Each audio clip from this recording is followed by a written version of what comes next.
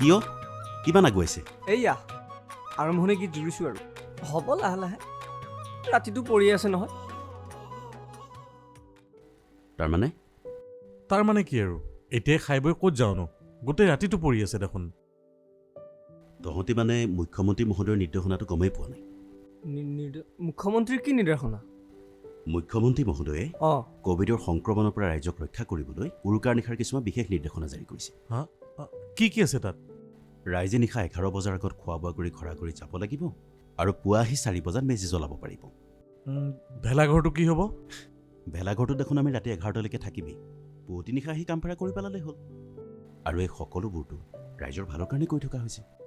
ঠিকেই এই নিৰ্দেশনাক সঁহাৰি জনোৱাটো বিৰাটেই প্ৰয়োজন পিছলৈ সুস্থ পৰিৱেশ ঘূৰি আহিলে আমি পুনৰ ফূৰ্তি কৰিব পাৰিম তেনেহ'লে এইবাৰ আমি অলপ সোনকাল কৰাই ভাল হ'ব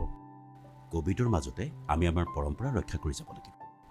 এতিয়া তেনে হাতে কামে লাগো ব'ল তেতিয়াহে 11 বজাৰ আগতে খোৱা বোৱা কৰি ঘৰ যাব পাৰিম এতিয়া আমাৰ কথা আমি চিন্তা কৰিব লাগিব আৰু আমি নাথাকিলে আমাৰ কৃষ্টি কেনেকৈ জীয়াই থাকিব এতিয়া লগাটোহে কথা হাঁহি ফূৰ্তিত মগল হৈ বিপদ মাতি আনিব সকলোৱে মুখ্যমন্ত্ৰীৰ নিৰ্দেশনাৰ প্ৰতি সঁহাৰি জনাব